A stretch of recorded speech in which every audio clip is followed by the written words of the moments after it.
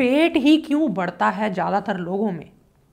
पेट के अलावा बाकी अंगों को देखें तो बिल्कुल सुडौल हैं, स्वस्थ हैं, टांगें, बाजू, हाथ सब ठीक है, पेट बाहर आता जा रहा है। फिर अगर उनसे पूछो तो वो कहते हैं नहीं, मेरी डाइट भी बहुत नॉर्मल है, मैं वॉक भी करता हूँ, करती हूँ, मैं सैर जाती हूँ, मैं योग भी करता हूँ, देखो जी मेरी सारी रूटीन अच्छी है, हम तो बाहर भी महीने 2 महीने बाद कभी जाते हैं। ऐसी सब चीज़ें बताते हैं वो। लेकिन फिर भी कमी कहाँ रह गई है जिस वजह से ये पहेली पहेली बनी हुई है, इसका सोल्यूशन आपको नहीं मिल पा रहा। बहुत सारे वैज्ञानिक, बहुत सारे मेडिकल साइंस इस पे काम कर रही है, फिर भी किसी पे वो चीज़ सफल हो जाती, किसी पे वो फिर नहीं हो पाती। दरअसल इसके कुछ कारण तो हैं।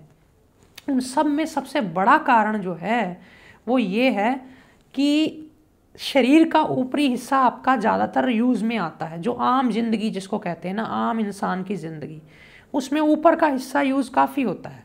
बर्तन धोना, हाथ चलाना, हाथ मिलाना, बार बार हाथ घुमाना, गाड़ी चलाना, कुछ करना, सारा ये चल रहा है।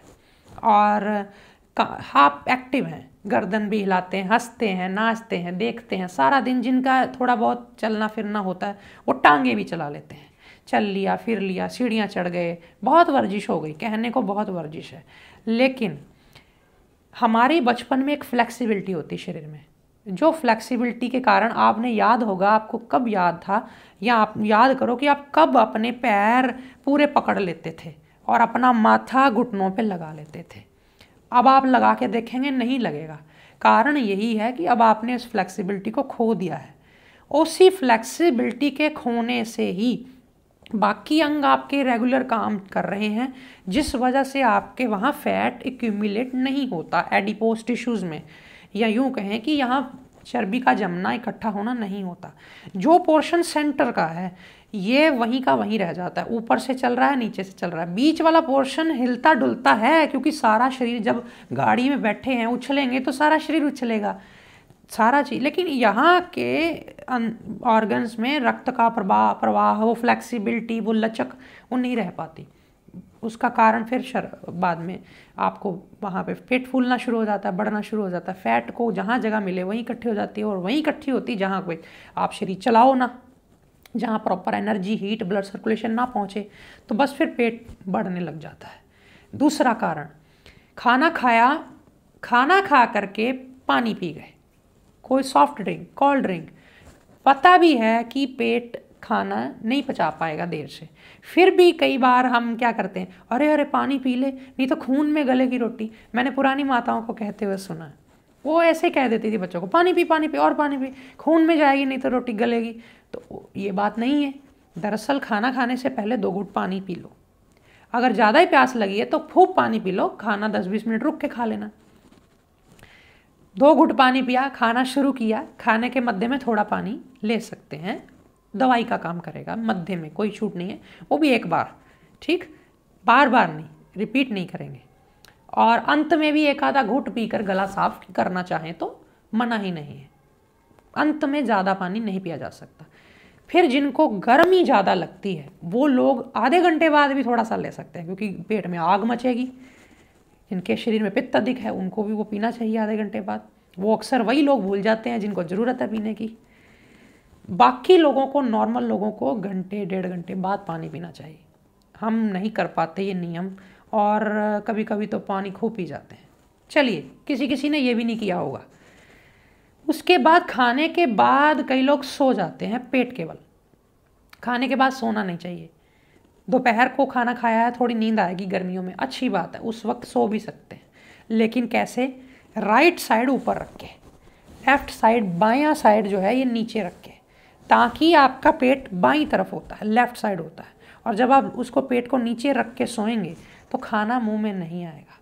और अगर आप लेफ्ट साइड ऊपर रख के सोएंगे तो आपने लेफ्ट साइड ऊपर रखी तो पेट ऊपर आ गया, खाना खाया हुआ मुंह में आ सकता है, खट्टा पानी फिर मुंह में आएगा, मुंह के अंदर या गले के अंदर की स्किन को डैमेज करेगा, छिल देगा। तेज़ाब है वो, HCl है वो, पेट की अंदर का पार्ट, एपिगैस्ट्रियम पार्ट तो इस तरह का बना हुआ है कि वो इसको सह लेगा, ये चीज़ नहीं सह पाएगी ऊपर की, तो फिर आपको एसिडिटी से फिर धीरे धीरे अल्सर हो जाता है, या कोई ऐसी चीज़ हो जाती है, नाक में आ जाता है कई बार वही पानी, तो नाक में इन्फेक्शन बाद में शुरू हो जाती है, ब्लीडिंग शुरू हो जाती है, या कुछ और इशू बन जाता है, इसलिए बोला जाता है, बाकी कोई मनाही नहीं है। खाना खा के पेट के बल सो जाना। रात को पनीर खाते हैं बहुत लोगों को, मैं पकड़ता हूँ रोज़, रात को राजमा, रात को पनीर। मैं बोलता हूँ क्यों, और रात को ही तो खाना होता है जी, क्या करे आदमी, अब रोटी के लिए कमाते हैं, अब ये भी ना खाएं।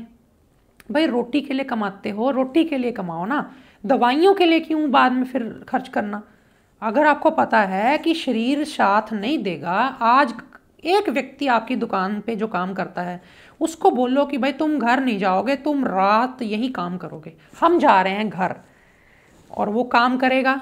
ठीक है, अगर वो गर्जमंद है, ज़रूरतमंद है, तो वो आपके कहने पे काम करेगा भी और वो मेहनत लगाएगा, लेकिन सुबह उसकी आंखें लाल होंगी, या वो झोंके लगाएगा, या फिर रात को ही काम नहीं करेगा, सो जाएगा आपके पीछे, आपको क्या पता क्यों, क्योंकि एक लिमिट होती है। इसी तरह पेट की एक लिमिट है, सुबह से चल रहा है, रात को उसको विश्राम देना ही पड़ेगा आपके सोने तक। तो ऐसी चीज़ खाई जाए जो आपके सोने तक ही पेट को रेस्ट मिल जाए। आप उससे रेस्ट नहीं दिलवाएंगे, आप कुछ ऐसा हैवी खा लेंगे जिसके कारण फिर आपका रात भर पेट चलेगा, काम करेगा, और सुबह उसकी हालत वैसी ही होगी जैसी आपके उस एम्प्लॉय की, उस वर्कर की होगी जो रात भर काम करके आपके लिए बैठा है। तो इस तरह से पेट से एक्सेसिव काम ना लें। और खाना खाते हैं आजकल जल्दी जल्दी, उससे गैस बनती है, खाने में टाइम नहीं है सबके पास, बिना चबाए खा लिया, कुछ ऐसे कॉम्बिनेशंस हम लेने लग जाते हैं जैसे जिससे कि फैट्स जो है डिपॉजिट होनी शुरू हो जाती है। उदाहरण देता हूँ मैं, जैसे खाना बनाएंगे तो उसमें कहेंगे जी क्रीम डालो, उसको रिच करना है। महिलाएं खाना कुकिंग करेंगी, कड़छी का तेल थोड़ा ज़्यादा ही डलेगा, कईयों का हाथ ऐसा सेट होता है। आपके घर का हाथ ऐसा सेट तो नहीं हो गया, आपको कोई ऐसी चीज़ जो ऐसी हो कि जो आपके पेट में गैस करती हो।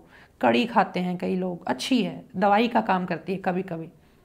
आलू है, ठीक है, उबला कभी कभी ले सकते हैं, चावल में ले सकते हैं।